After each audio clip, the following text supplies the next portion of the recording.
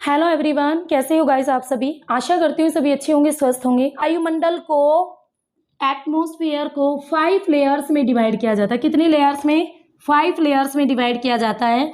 और मैं यहाँ पर आपका जो डायग्राम बना रही हूँ, 1 मिनट। और नीचे कर सकते हैं ना, तो इसको और नीचे करते हैं।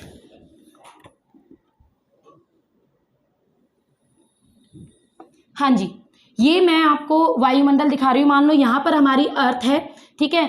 ये अर्थ से सी लेवल, ये सी लेवल, ये सी लेवल, यानी एक क्वेश्चन तो आपका यही आता है कि जो हाइट है वो कहाँ से मापी जाती है। वो हाइट हमेशा समुद्र तल से मापी जाती है, सी लेवल से मापी जाती है।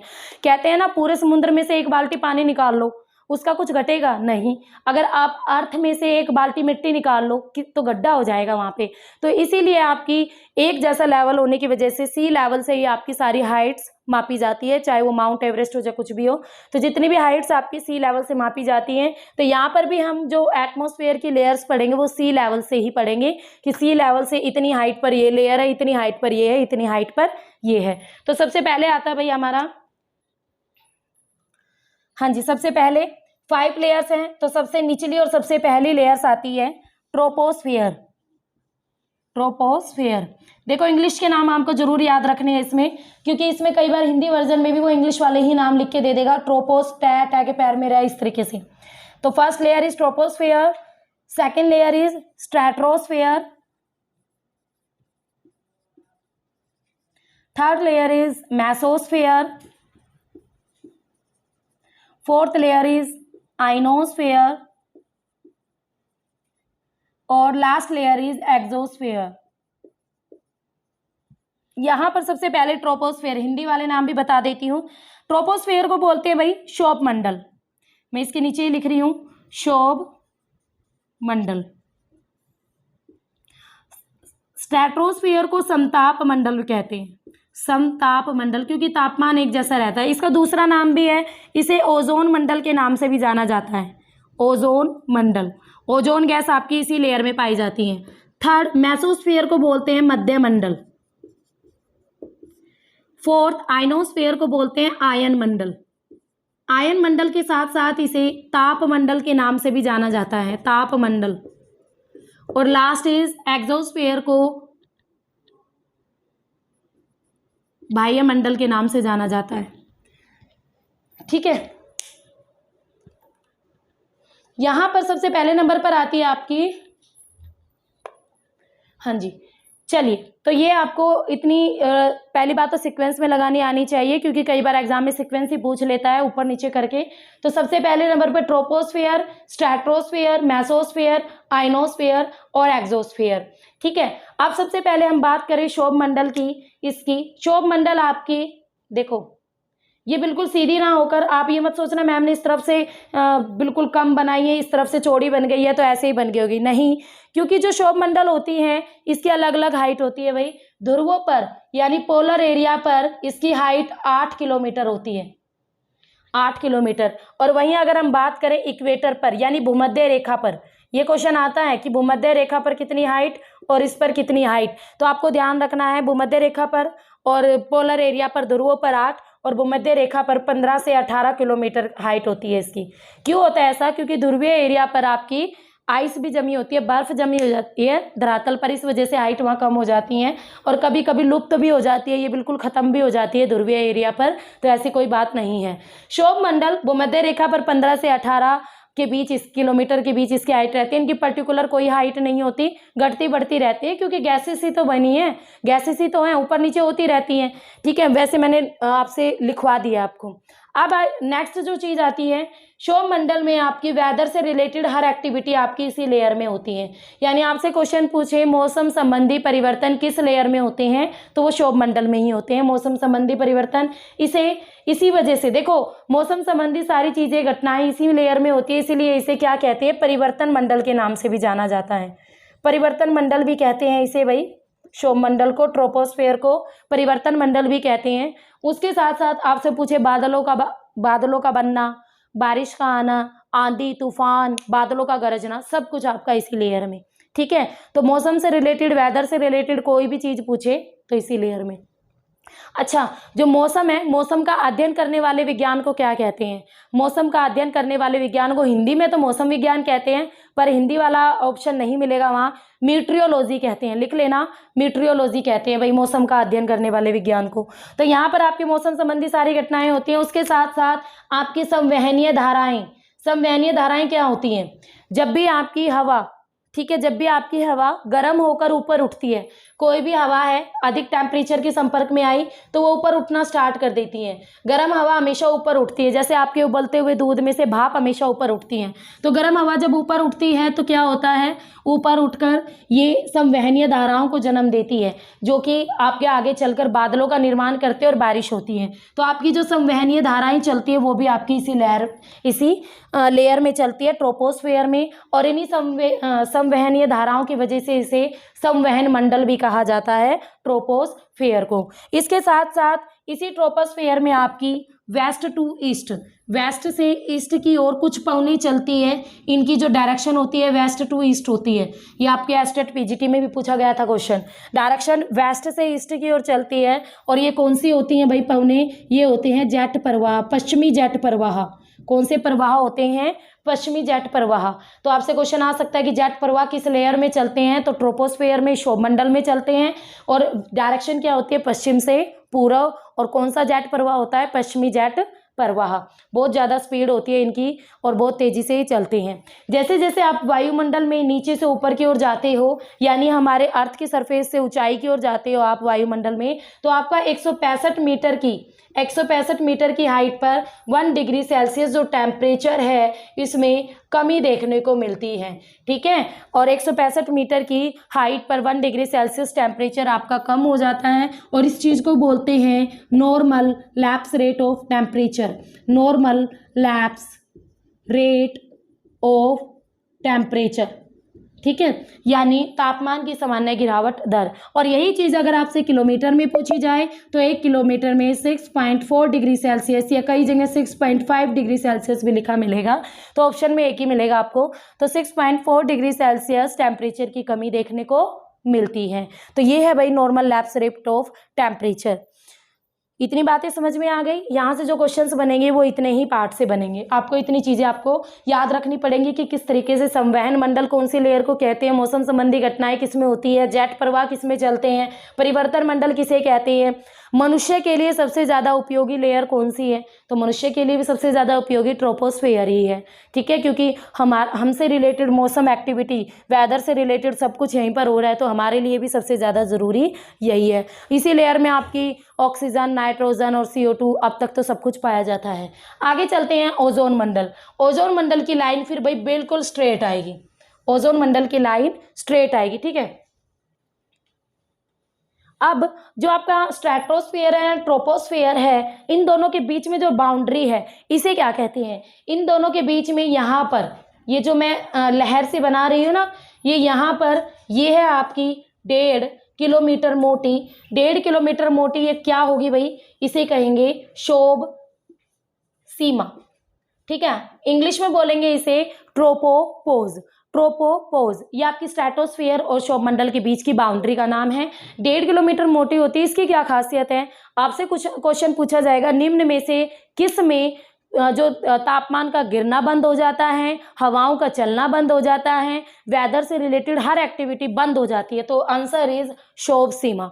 आप स्ट्रेटोस्फेयर आंसर नहीं डालोगे, आप आंसर क्या डालोगे? क्षोभ सीमा यानी ट्रोपोपोज। समझ में आ गया। उसके बाद second layer of atmosphere is stratosphere यानी ओजोन मंडल और समताप मंडल भी कहते हैं। समताप मंडल क्यों कहते हैं? क्योंकि तो जो टेम्परेचर है यहाँ पर एवरेज बना रहता है, ना तो घटता है ना ज़्यादा बढ़ता है। ये आपकी 15 से 18 किलोमीटर तक क्षोभ सीमा थी। उसके बाद 50 किलोमीटर की हाइट तक, 50 किलोमीटर की हाइट तक आपकी स्ट्रेटोपोज होती है भाई।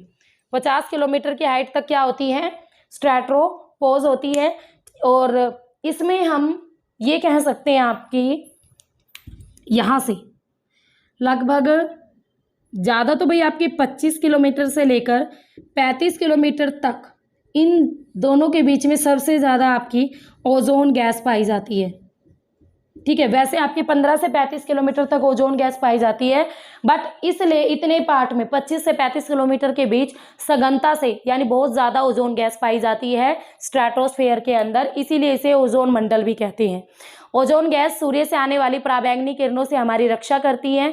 और अब अंटार्कटिका के ऊपर जो आपका ओजोन छिद्र हुआ है, जिसकी वजह से ही स्किन से रिलेटेड प्रॉब्लम और उसके साथ साथ कैंसर और ये जो बीमारियां आज आप कल देख रहे हो कितनी ज़्यादा बढ़ गई हैं, तो ये सारी इसी की वजह से हैं। तो ये आपका अलग से एक टॉपिक है ओजोन परत का, ओजोन लेयर का, ठीक है, उसमें हम डिटेल में स्टडी करते हैं। यहाँ पर आपको ये पता होना चाहिए कि ओजोन परत किस लेयर में पाई जाती है, स्ट्रेटोस्फेयर में, और कितने से कितने किलोमीटर के बीच सघनता से तो 25 से 35, और मिनिमम पूछे तो भाई 15 से 35। नॉर्मल पूछे कि ओजोन गैस कितने से कितने के बीच पाई जाती है तो 15 से 35। ठीक है, आपकी जो हवाई जहाज है उनके लिए भी कौन सी लेयर यही बेस्ट होती है, उनके लिए भी कौन सी लेयर बेस्ट होती है, यही। ठीक है,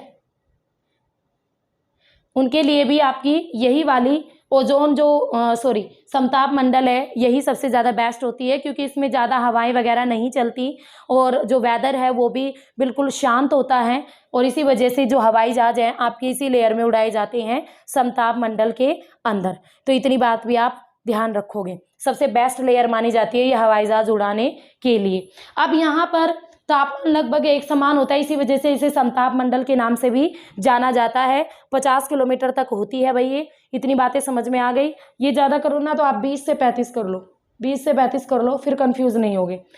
थर्ड लेयर आती है हमारी एटमॉस्फेयर की, मेसोस्फेयर, जिसे मध्य मंडल कहते हैं। मध्य मंडल, और इसका एक दूसरा नाम भी है, अब इसको भी आप बिल्कुल स्ट्रेट करोगे,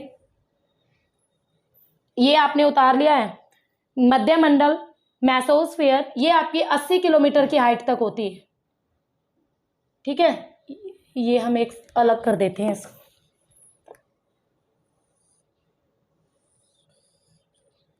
80 किलोमीटर की हाइट तक होता है मेसोस्फेयर, मध्य मंडल। अब जो ये मध्य मंडल है इसमें क्या इंपॉर्टेंट बात है कि यहाँ पर इसे coldest layer of the atmosphere कहा जाता है। क्या कहा जाता है? Coldest layer of atmosphere. क्यों कहा जाता है भाई? क्योंकि वायुमंडल की सबसे ठंडी परत है। यहाँ तक 80 किलोमीटर तक आते आते आपका टेम्परेचर बहुत ज़्यादा कम होने लगता है, तो इसलिए इसे वायुमंडल की सबसे कोल्डेस्ट लेयर कहते हैं। और यहाँ पर जो आपका टेम्परेचर हो जाएगा वो -100 डिग्री सेल्सियस टेम्परेचर तक पहुँच जाता है। ठीक है, -100 डिग्री सेल्सियस टेम्परेचर तक पहुंच जाता है, तो इसलिए इसे coldest layer of the atmosphere कहते हैं। इसके साथ साथ मध्य मंडल में एक चीज़ और भी होती है, वो क्या होती है कि आपके जो उल्का पिंड है, जो हमारे अंतरिक्ष में उल्का पिंड टूटते हैं ना, गिरते हैं, वो आपके वायुमंडल की इसी लेयर में आकर नष्ट होते हैं। ठीक है, तो आप एग्जाम में क्वेश्चन पूछा जाएगा कि भाई जो उल्का पिंड है वो वायुमंडल की किस लेयर में आकर नष्ट हो जाते हैं, तो आंसर इज मध्य मंडल। तो ये कितने किलोमीटर तक होती है? 80 किलोमीटर तक आपकी मध्य मंडल पाई जाती है। ठीक है, इसके बाद नेक्स्ट आती हैं आपकी 2 लेयर्स, मेसोस्फेयर। हाँ, ये आप कॉमन सी बात है, जो स्ट्रेटोस्फेयर है इसे समताप सीमा कहेंगे, इसकी जो ऊपरी वाली बाउंड्री है, और जो मेसोस्फेयर है इसकी ऊपर वाली बाउंड्री को मध्य सीमा कहेंगे। बाकी इससे रिलेटेड कोई क्वेश्चन नहीं होता है इतना इंपॉर्टेंट। ठीक है, बस जो आना था वो मैंने बता दिया। नेक्स्ट लेयर आती है ताप मंडल या आयन मंडल। ये आपकी 640 किलोमीटर की हाइट तक मिलती है भाई, 640 किलोमीटर की हाइट तक होती है वायुमंडल में तापमंडल और आयन मंडल। तापमंडल क्यों कहते हैं? क्योंकि इसमें सबसे अधिक टेम्परेचर होता है। यहाँ तक आते आते सनलाइट का इफेक्ट ज़्यादा होता है, इसी वजह से आपका ये वाला जो रूल है वो यहाँ पर अप्लाई नहीं होता, और यहाँ पर आपका टेम्परेचर बहुत ज़्यादा हो जाता है। ठीक है, और क्योंकि हमारे वायुमंडल से 640 किलोमीटर ऊपर तो बहुत ही ज़्यादा टेम्परेचर हो जाता है भाई। और इसके साथ साथ इसमें आपके अरोरा मिलते हैं। अरोरा क्या होते हैं? ये इन्हें ध्रुवीय ज्योति कहते हैं, ध्रुवीय ज्योति। ध्रुवीय ज्योति के नाम से इन्हें जाना जाता है, उत्तरी ध्रुवीय ज्योति और दक्षिणी ध्रुवीय ज्योति।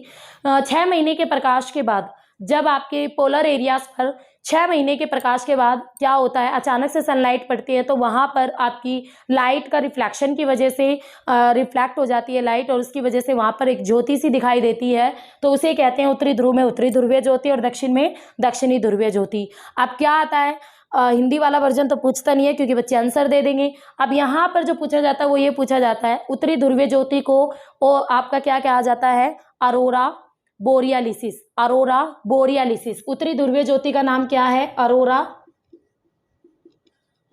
बोरियालिसिस। और दक्षिणी ध्रुवीय ज्योति का नाम क्या है? अरोरा ऑस्ट्रियालिसिस।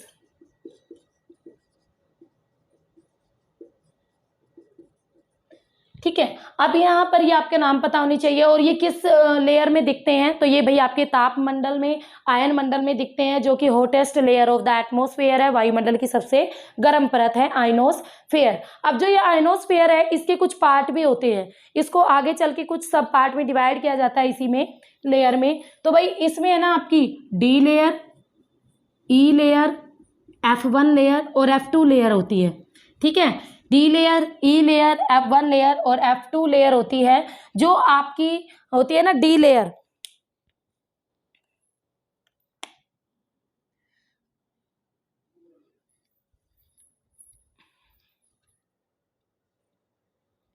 जो आपके डी लेयर है और ई लेयर है, सबसे नीचे ये डी लेयर, डी परत देखने को मिलती है, उसके बाद आपकी ई लेयर आती है। जो डी लेयर है वो आपके बिल्कुल 80 किलोमीटर से आपकी 80, 90 की 100 किलोमीटर तक मिलती है, जबकि जो ई लेयर है वो 145 किलोमीटर की ऊंचाई तक पाई जाती है। और ये जो आपकी क्वेश्चन आता है, ई लेयर से क्वेश्चन आता है, ई लेयर को कैलनी हेविसाइड लेयर भी कहते हैं, कैनली हेविसाइड लेयर भी कहते हैं। क्यों कहते हैं? क्योंकि इसकी खोज की थी कैलनी हेविसाइड, कैलनी और हेविसाइड ने मिलकर इसकी खोज की थी इस लेयर की, इसलिए इसे ई लेयर के नाम से भी जाना जाता है। F1 लेयर, F1 लेयर भाई आपकी 200 किलोमीटर की ऊंचाई तक पाई जाती है। और F1 लेयर का क्या फंडा है कि गर्मियों की रातों में और सर्दियों में ये अपनी F2 लेयर में ही मिल जाती है। ठीक है, और उसके बाद आपकी 200 किलोमीटर से ऊपर F2 लेयर पाई जाती है। और ये चारों लेयर आपकी मिलते हैं आयनोस्फीयर में, तापमंडल में ही। उसके साथ साथ आयन यानी रेडियो तरंगे भी आपकी देखने को मिलती है आयनोस्फीयर में, डी लेयर। ठीक है, आयनोस्फीयर में भी आपकी क्या देखने को मिलती है? रेडियो तरंगे, जिनकी वजह से ये हमारा जो प्रसारण है वो संभव हो पाता है। ठीक है, टेलीकास्ट हो पाते हैं आपके शोज, मूवीज वगैरह जो कुछ भी है। तो जो रेडियो तरंगे अगर ये यहाँ पे नहीं होती तो ये असंभव होता। तो इसी लेयर में आपकी रेडियो तरंगे, रेडियो वेव्स भी मिलती हैं, जो काफ़ी हेल्पफुल करती हैं हमारे टेलीकास्ट करने में हर चीज़ को। जो डी लेयर है, इसमें से डी लेयर, ये डी लेयर रेडियो तरंगों की निम्न आवृत्ति वाली तरंगों को वापस भेजती है। निम्न, क्योंकि देखो यहाँ पर आती हैं वे तरंगे, वेव्स, और आकर इस लेयर में टकराती है और उसके बाद वो सारी अर्थ पे फैल जाती हैं, जिसकी वजह से आपका टेलीकास्ट होता है। तो जो इसमें डी लेयर है वो सबसे निम्न वाली तरंगों को क्या करती है? परावर्तित करती है। उसके बाद आपकी आती है ई लेयर। ई लेयर कौन से वाली को परावर्तित करेगी? तो ई लेयर करती है भाई आपकी लंबी और निम्न वाली को। ठीक है, ई लेयर आपकी लंबी तरंगों और निम्न तरंगों को हमारी पृथ्वी पर वापस से भेज देती है, परावर्तित कर देती है। उसके बाद F1 लेयर आपकी मध्यमवर्ती यानी मध्यम तरंगों को, और उसके साथ मध्यम तरंगों को ही वापस भेजती है। और F2 आपकी लघु तरंगों को वापस भेज देती है। ठीक है, तो ये इस तरीके से रिफ्लेक्शन होता है इन लेयर्स के द्वारा। तो ये लेयर्स हमारे लिए बहुत ज़्यादा ज़रूरी है, क्योंकि इन लेयर्स की वजह से ही बहुत कुछ हमारी अर्थ पर चीज़ें हो रही हैं, ऑनलाइन सिस्टम सारा बढ़ता जा रहा है, वो सब कुछ इनकी वजह से है। Got it? तो समझ में आ गया, आयनोस्फीयर से बहुत क्वेश्चन बनते हैं। तो ये कंप्लीट हो गई आपकी यहाँ पर आयनोस्फीयर। लास्ट इज बाह्य मंडल, एक्सोस्फीयर। ये आपके 10,000 किलोमीटर की हाइट तक देखने को मिलती है हमारे अर्थ के एटमॉस्फेयर में, और सबसे अधिक ऊंचाई पर यही मिलती है। इसमें कुछ नहीं मिलता भाई, इसमें सिर्फ आपकी सबसे हल्की गैसें मिलती है देखने को, और वो हल्की गैसें कौन सी हैं? हाइड्रोजन और हीलियम। ये दोनों गैसेज इस लेयर में देखने को मिलती है, और इसके आगे हमारा स्पेस स्टार्ट हो जाता है और वायुमंडल का एंड हो जाता है। तो ये था भाई हमारी वायुमंडल का स्ट्रक्चर। ठीक है, समझ में आया वायुमंडल का स्ट्रक्चर?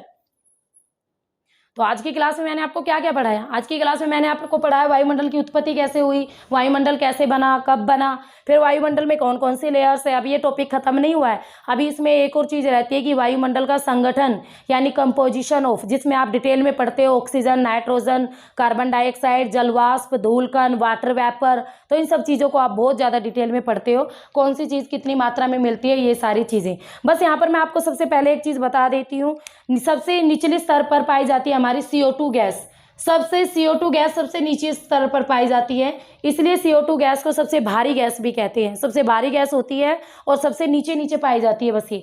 ठीक है, बस 20 किलोमीटर तक, ज़्यादा 20 किलोमीटर तक पाई जाती है, ये 20 किलोमीटर तक पाई जाती है कार्बन डाइऑक्साइड गैस। CO2 के बाद बात करें आपकी N2 यानी नाइट्रोजन और ऑक्सीजन आती हैं। ऑक्सीजन और नाइट्रोजन की बात करें तो ये आपकी 100 किलोमीटर की हाइट तक पाई जाती है हमारी वायुमंडल में, ठीक है। उससे ऊपर तो आपकी हाइड्रोजन और हीलियम जैसी हल्की गैसें ही पाई जाती हैं। ओजोन गैस आपकी यहाँ पर पाई जाती है समताप मंडल में। तो ये सारी आपकी गैसेस हो गई। अब जो वायुमंडल का अगर हम 50% पार्ट की बात करें तो जो हमारे वायुमंडल का 50% पार्ट है जो हमारे लिए इंपॉर्टेंट है वो सिर्फ हमें मिल जाता है 50% पार्ट हमें मिल जाता है 5.6 किलोमीटर की हाइट तक। हमें वायुमंडल का 50% पार्ट बस 5.5 किलोमीटर से ज़्यादा में ही मिल जाता है, थोड़ा सा ज़्यादा है, ठीक है। तो मीन्स इतना ही पार्ट हमारे लिए यूज़फुल है। इसमें सारे आपकी वेदर से रिलेटेड सब चीज़ें हो जाती हैं। वहीं अगर एग्जामिनर क्वेश्चन पूछे कि हमारे वायुमंडल का 97% भाग कितने किलोमीटर की हाइट तक पाया जाता है तो 29 किलोमीटर की। ये दोनों क्वेश्चन आपके एस्टेट पीजीटी में आ चुके हैं, ठीक है। एस्टेट पीजीटी में दोनों क्वेश्चन आ चुके हैं। केलेनी हैवीसाइड आ चुका है, ठीक है। उसके अलावा आपका ये अरोरा बोरियालिसिस, अरोरा ऑस्ट्रेलिसिस ये आ चुके हैं। नॉर्मल लैप्स रेट ये क्वेश्चन तो उनका फेमस है। अब ये समुद्री जहाज वाले क्वेश्चन पूछता है टीजीटी लेवल पे, और ये ओजोन गैस से रिलेटेड क्वेश्चन आते हैं एग्जाम में। जेट प्रवाह वाला जो कंसेप्ट है उसका फेवरेट है, यहाँ से क्वेश्चन आते हैं। और मौसम संबंधी घटनाओं से भी क्वेश्चन पूछे जाते हैं, ठीक है। जैसे बिजली का कड़कना वायुमंडल की किस लेयर में होता है बताइए, तो किस लेयर में होगा, ट्रोपोस्फेयर में। तो ये था हमारी आज की क्लास। होप सो आपको क्लास अच्छी लगी होगी। फिर भी अगर आपको कोई इशू हो तो आप मुझे कमेंट में लिख सकते हैं। इसके साथ साथ अब आपका अचीवर्स एकेडमी ऐप पर कोर्स अवेलेबल है HPSC का, PGT का भी और HTET PGT का भी। जो बच्चे अपनी अच्छी तैयारी करना चाहते हैं तो वो वहाँ से कोर्स परचेज कर सकते हैं। तो फिर मिलेंगे, तब तक के लिए have a nice day. Okay, bye bye, see you.